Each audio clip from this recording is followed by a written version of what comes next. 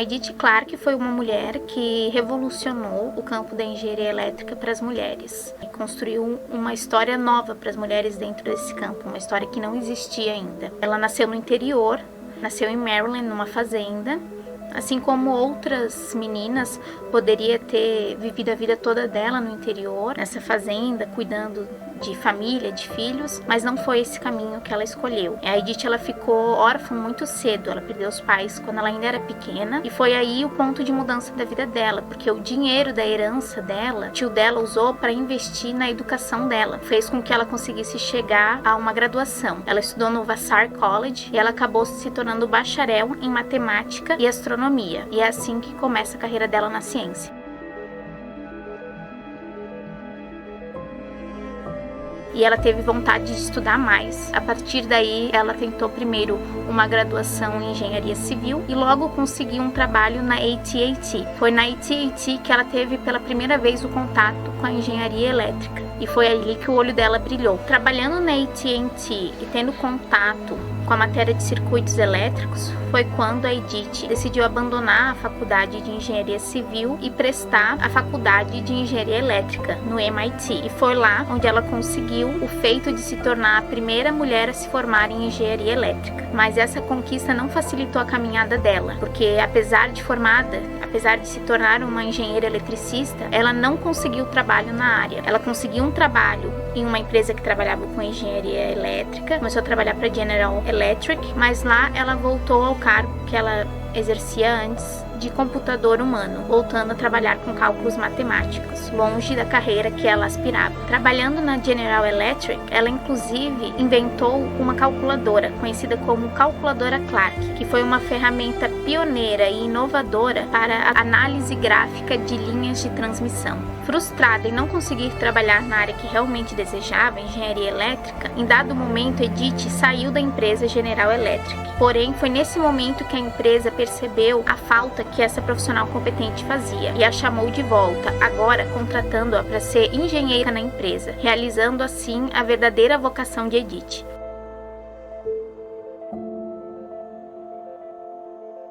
É importante mencionar que a Edith não somente foi a primeira mulher a se graduar como engenheira eletricista, como também foi a primeira mulher a se tornar mestre em engenharia elétrica.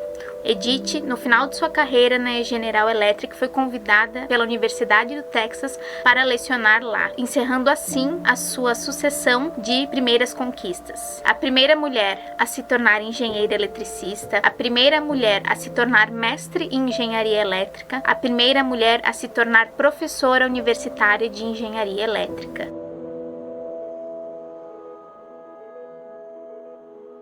Edith Clarke faleceu em 1959, mas seu legado permanece vivo até hoje. É porque Edith abriu as portas que hoje mulheres de todo o mundo podem adentrar os corredores das mais diversas universidades, estudando engenharia, matemática, todo tipo de ciência que faz a sua curiosidade ser despertada e seu coração palpitar. Bom, o meu conselho hoje para qualquer menina que está cogitando fazer algum curso, entrar numa universidade e por algum motivo está hesitando, e se esse motivo tem mais a ver com a opinião dos outros do que com a tua própria vontade, o que eu te digo é que essa vida é uma só. Tu não podes viver a partir dos parâmetros dos outros. Tu tem que fazer o que tu tens vontade, tu tem que alimentar a tua curiosidade. Uma vida interessante, ela é baseada nos teus interesses. Então, para te ter uma vida interessante, para te dizer que essa vida valeu a pena, tu tem que alimentar os teus interesses. E esses interesses, só tu pode dizer quais são. Não vai caber aos outros dizer quais são os teus interesses. Tu não pode se medir pela régua dos outros, até porque a régua dos outros, para mulheres, costuma ser muito mais curta do que as mulheres de fato conseguem alcançar.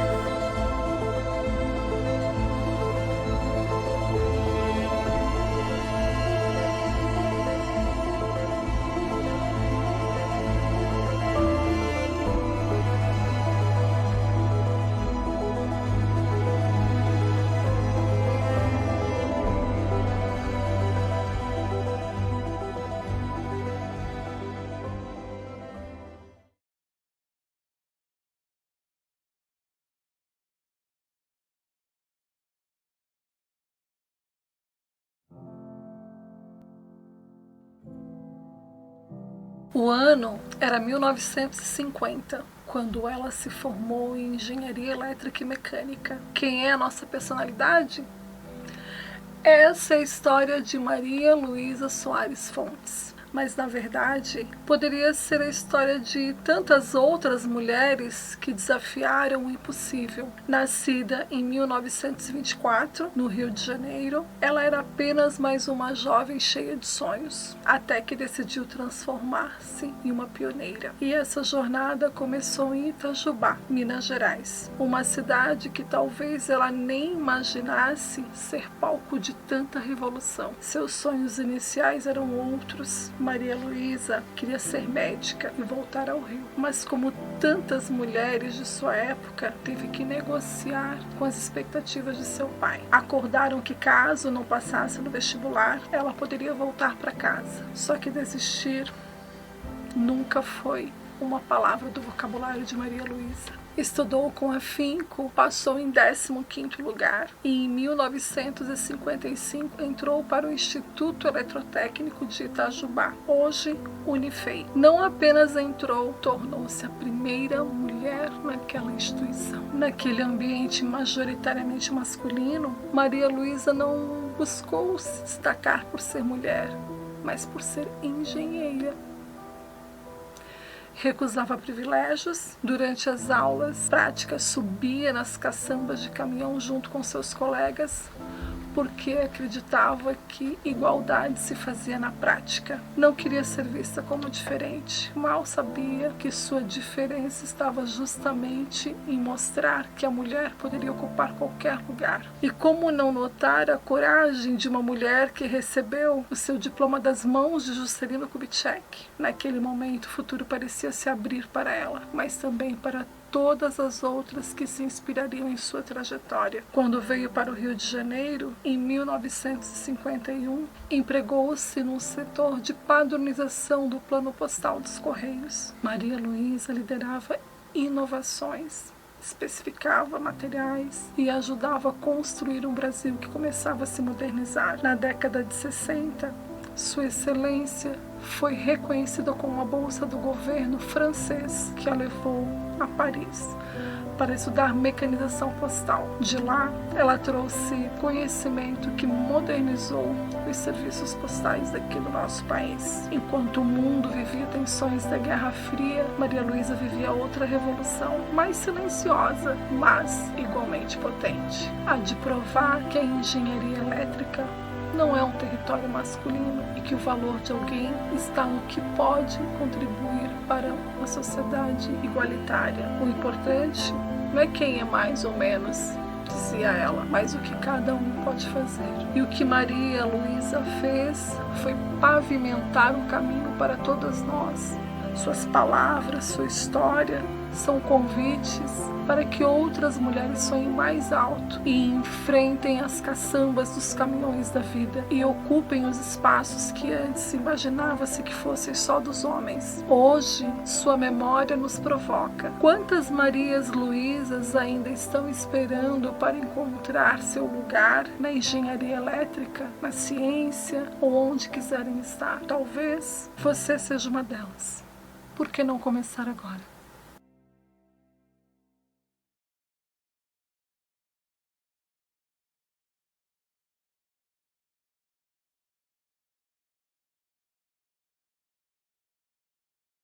Olá, eu sou a Camila Fornari e hoje eu venho falar com você, mulher, que tem um sonho. O meu era ser engenheira eletricista e hoje eu estou conquistando isso.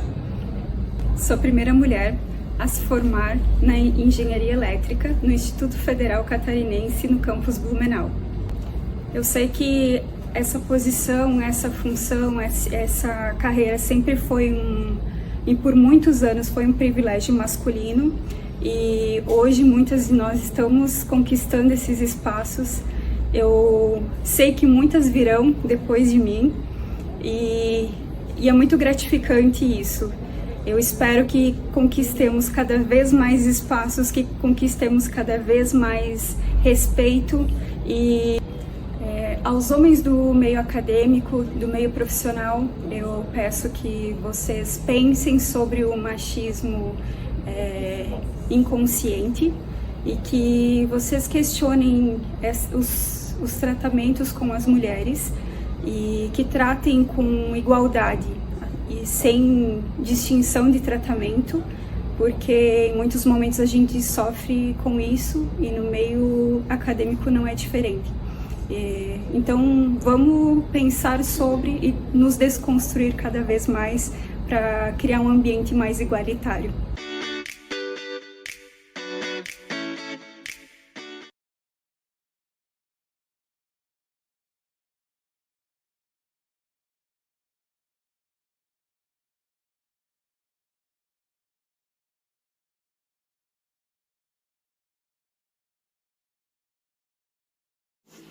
Olá, eu sou professora Eliane Possebon, sou do Departamento da Computação da Universidade Federal de Santa Catarina e hoje eu vou falar um pouquinho para vocês da minha experiência, dos meus desafios como professora, como pesquisadora, como gestora de laboratório.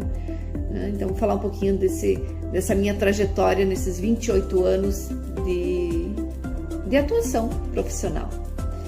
Bom, vamos começar por quem sou eu, né? A minha formação é toda na computação. Eu fiz em 97, eu fiz uma graduação em processamento de dados. Depois fiz um mestrado em ciência da computação, fiz um doutorado em engenharia elétrica, trabalhando também dentro da computação.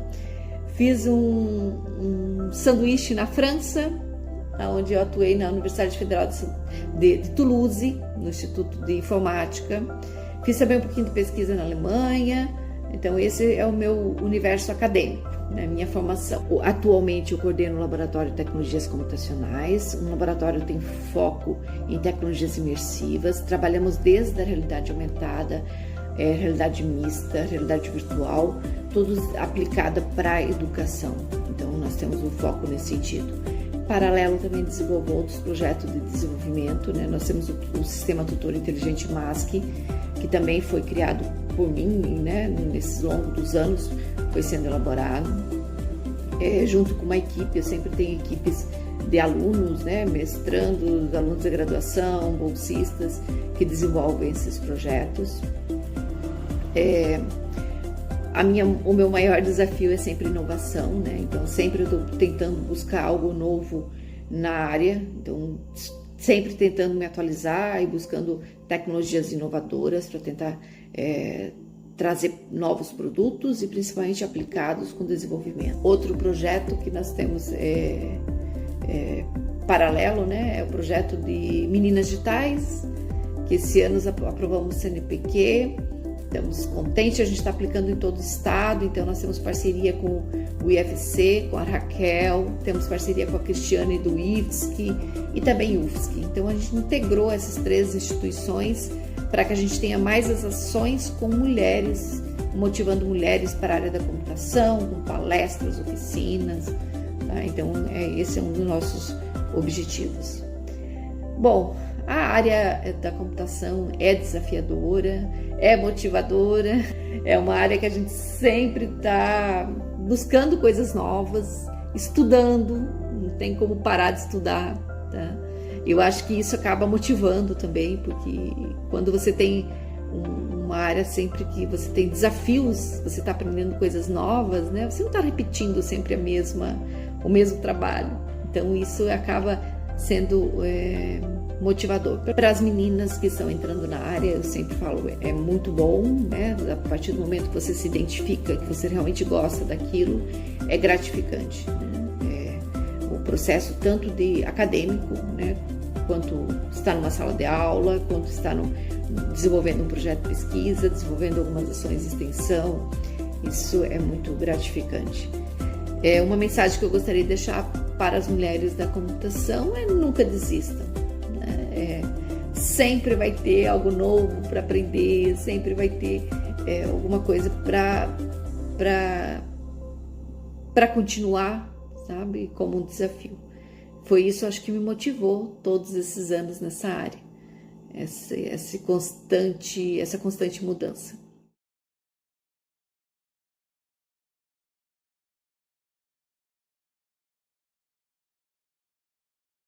Eu me chamo Ana e eu trabalho na área industrial voltada para automação industrial. O meu pai insistiu muito que eu fizesse um ensino médio que tivesse um ensino profissionalizante.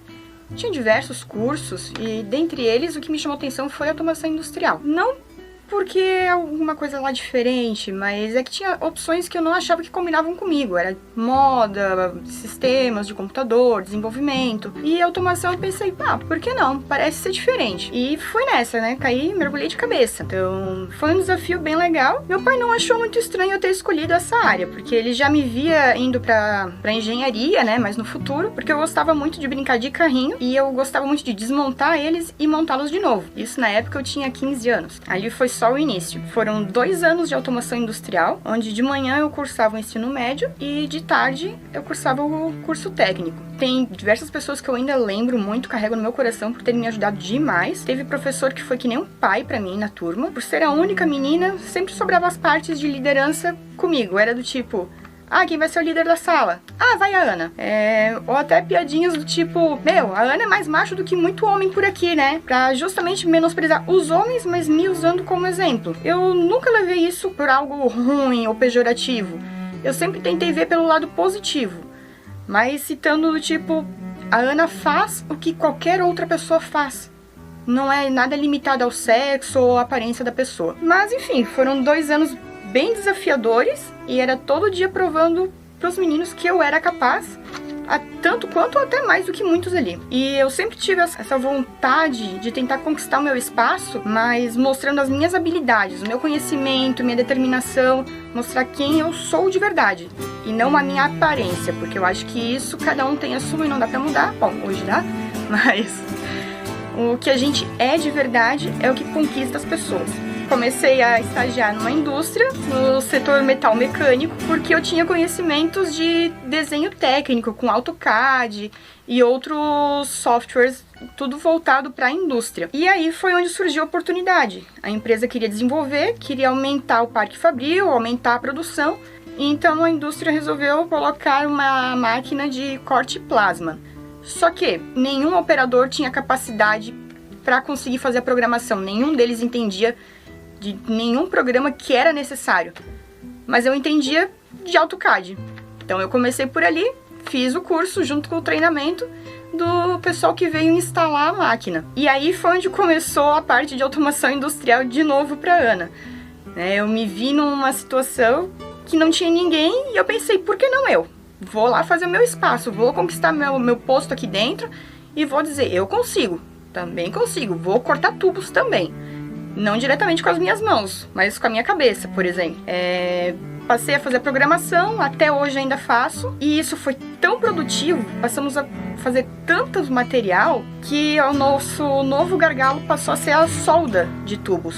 E por isso tiveram a aquisição de um robô de solda. Novamente a Ana atuando ali com automação industrial, tive que ir para São Paulo fazer um treinamento que era para ser de 5 dias, porém eu só tinha disponível 3 dias, então o professor teve que acelerar o conteúdo, pulei bastante coisa, mas eu tinha total apoio do meu pai.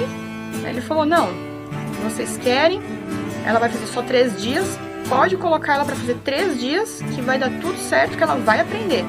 Então eu consegui realmente dominar essa parte do robô em 3 dias, e agora estamos com toda a instalação feita, só esperando o aval do engenheiro eletricista da empresa para dizer, vamos começar, porque os programas já estão começando. Então, o que eu posso dizer para vocês, meninas, é que se vocês querem seguir uma área, não importa qual seja essa área, não tenham medo, não se amedrontem pelo que os outros pensam de vocês. Sejam vocês mesmas, conquistem o respeito.